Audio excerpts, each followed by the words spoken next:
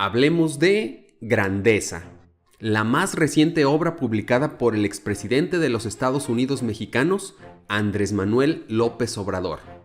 A lo largo de este video vas a darte cuenta de cómo un bestseller no se escribe, se opera, y de cómo toda la maquinaria institucional de un país puede trabajar para que una figura política se posicione y logre influir en los medios.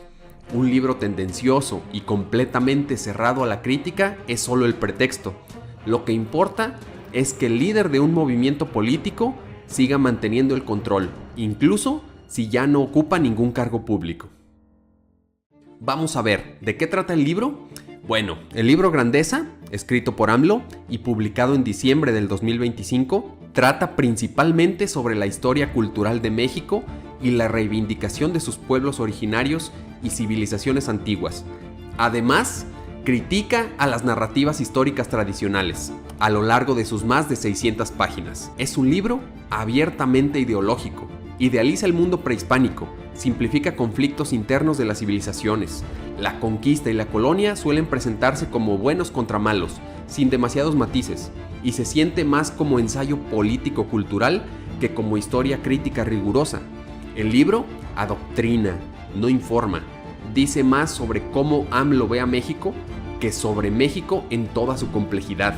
Un hecho importante es que el senador Adán Augusto López Hernández adquirió 17,420 ejemplares del libro, entregándolos a cada uno de los 67 legisladores de la bancada de Morena. Esto da como resultado 260 libros por senador, con la intención de después repartirlos entre la población. Si cada libro tiene un precio en el mercado de 447 pesos con 98 centavos, esa operación implicaría un gasto de millones de pesos, 7,803,811 pesos con 60 centavos para ser exactos. Aunque el propio Adán Augusto ha dicho descaradamente que compró esos ejemplares con un descuento especial. Este tipo de compra impulsa oficialmente las cifras de ventas, entre muchas comillas, aunque no todas son compras de lectores individuales.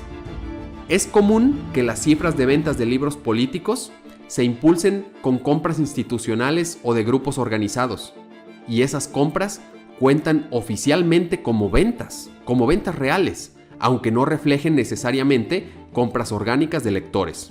Las acciones de Adán Augusto y los demás legisladores es éticamente cuestionable. Primero, por el uso político disfrazado de promoción cultural.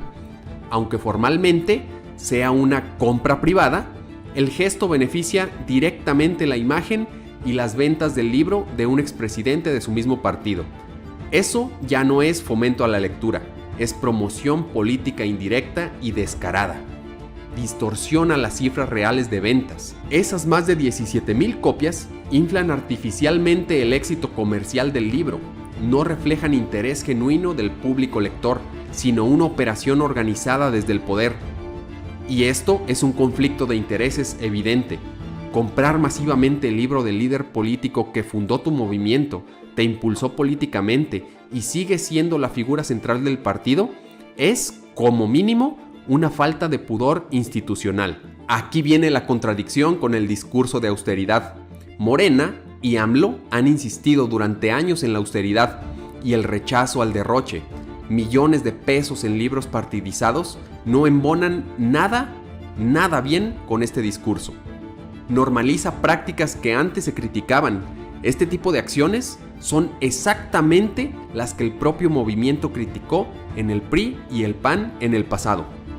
Uso del aparato político para promover figuras, obras o narrativas oficiales.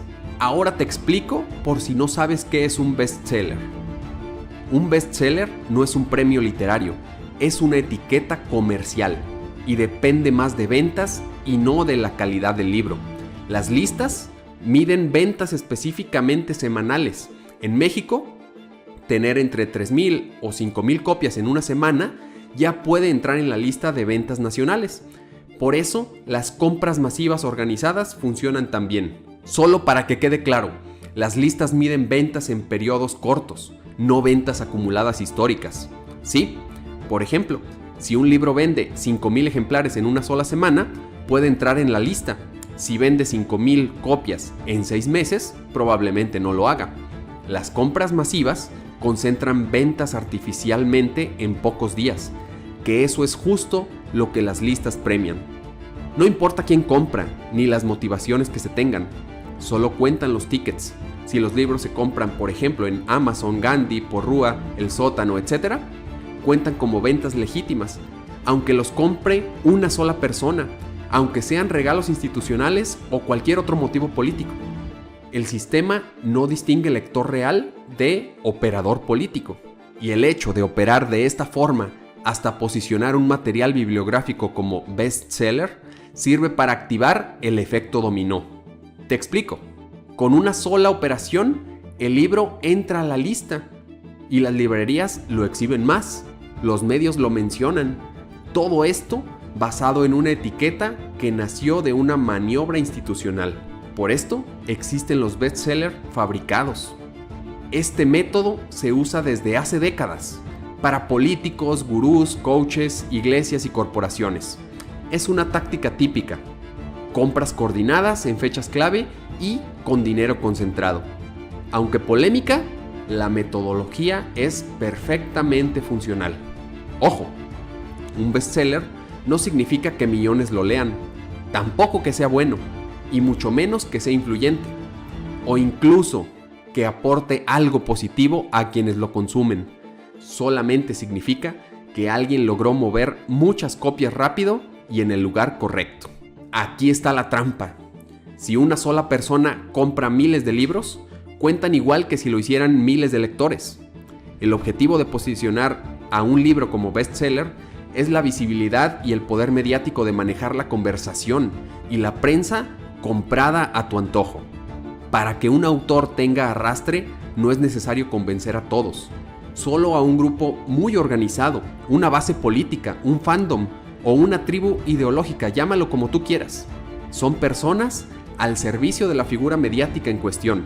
Estas prácticas, hay que decirlo, no son ilegales, pero sí cuestionables éticamente cuando hay poder, recursos y funcionarios públicos involucrados.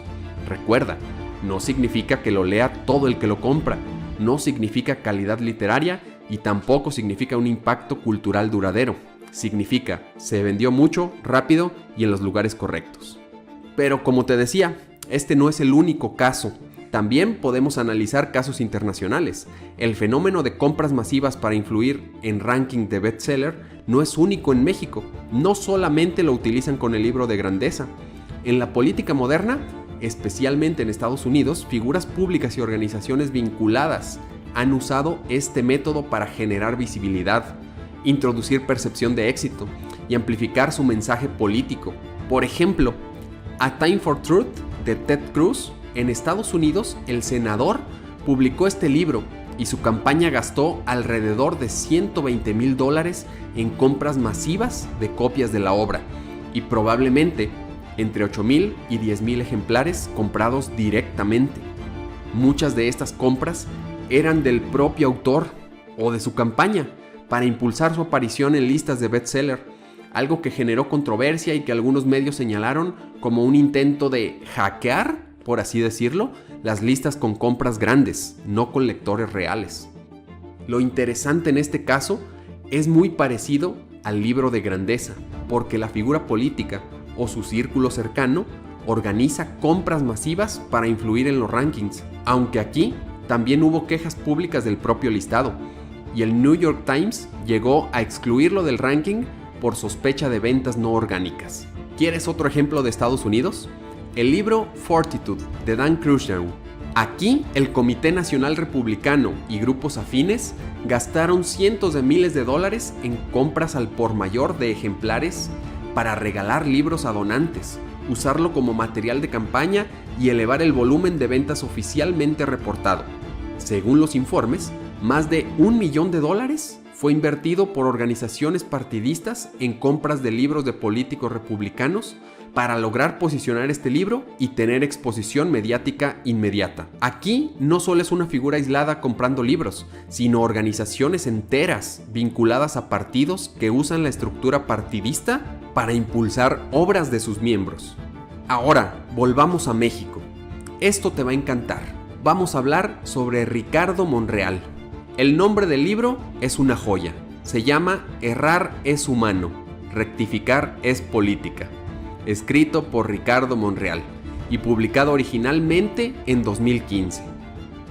Resulta que en noviembre del 2022, el Senado compró 1000 ejemplares de este libro a un precio muy por encima del valor del mercado. 2,000 pesos por ejemplar, cuando en librerías ronda los 350 pesos. Además de este título, en compras relacionadas también se mencionan otros libros vinculados a Monreal, adquiridos en mayor volumen en años anteriores, como parte de varios contratos del Senado para adquirir obras de su autoría. Aunque el libro Errar es humano, rectificar es política, fue el más destacado en la polémica reciente. Y al año siguiente, en 2023, se descubrió que se utilizaron millones de pesos del Senado de la República para comprar, editar y adquirir los libros de Monreal. La forma en que se hicieron estas compras fue cuestionada, porque según una investigación se aprobaron con firmas falsas y con un sobrecosto significativo en comparación con los precios del mercado. Este caso no fue exactamente la misma táctica que comprar copias para inflar listas de bestseller, pero comparte muchos elementos con Grandeza de AMLO. 1. El uso de recursos públicos o institucionales para comprar libros de un político. Número 2. Operación que beneficia comercialmente al autor político. Y 3. Desatención de procesos transparentes o éticos. Se utilizó la estructura institucional para favorecer la venta de la obra del autor político. Y bueno, si esto no te ha indignado lo suficiente, déjame te cuento el final. Grandeza, escrito por Andrés Manuel López Obrador, es tan solo la primera parte de una serie editorial. Así es, AMLO ha dicho que Grandeza forma parte de un proyecto más amplio. Este volumen se enfoca en la grandeza cultural y otro futuro libro, titulado Gloria, abordará la historia política de México desde una perspectiva similar. Así es que, si no puedes impedir esto, por lo menos estás preparado para lo que viene. Déjame saber tu opinión en los comentarios y nos vemos en el próximo video.